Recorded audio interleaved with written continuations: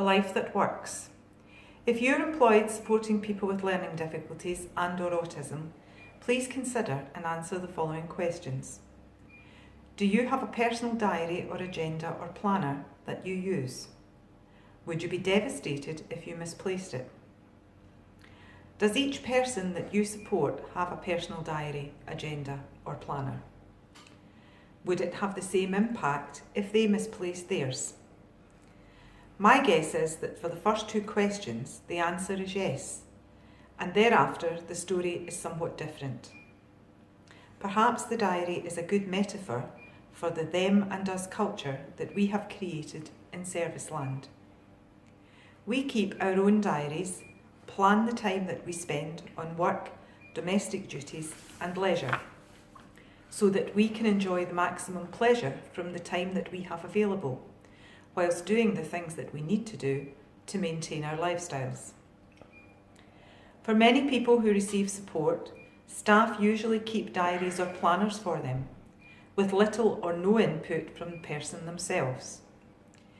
People have no ownership over the very tool that shapes their day, their week and their lives, and rely on others to tell them what they are doing on an ongoing basis.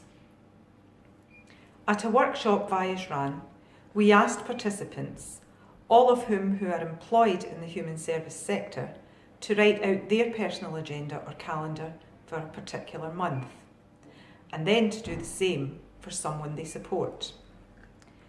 We then compared the two calendars and found staff calendars varied from week to week. The calendars of people who receive support were virtually identical from week to week. Staff calendars showed a range of activities that included work, organised activity, spending time with friends, and hobbies. The calendars of the people who receive support were much more task-orientated, for example, shopping, housework, etc.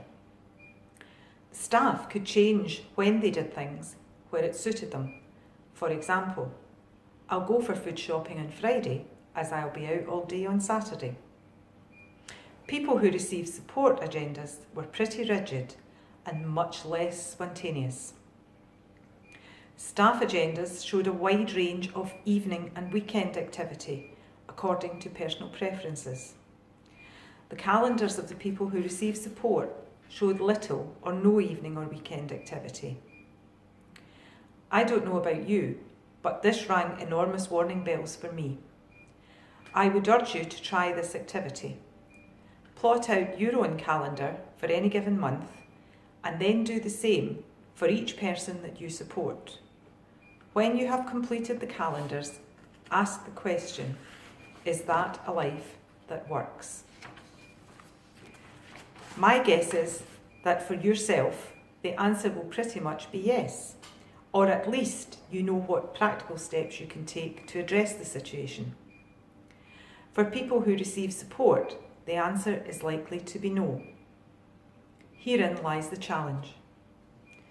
We have to do everything in our power as service providers to change this, to teach people to do meaningful things independently in their local communities, so that if we look at the two calendars, it's impossible to tell who is supported and who is the supporter. When helping people to plan their activities and path towards truly independent living, it's crucial that we take account of experience, personality, skills and interests of the person to help them realise their dreams and goals. People will only have active and meaningful lives if the things that they are involved in make sense to them in terms of who they are and where they want to be as a person.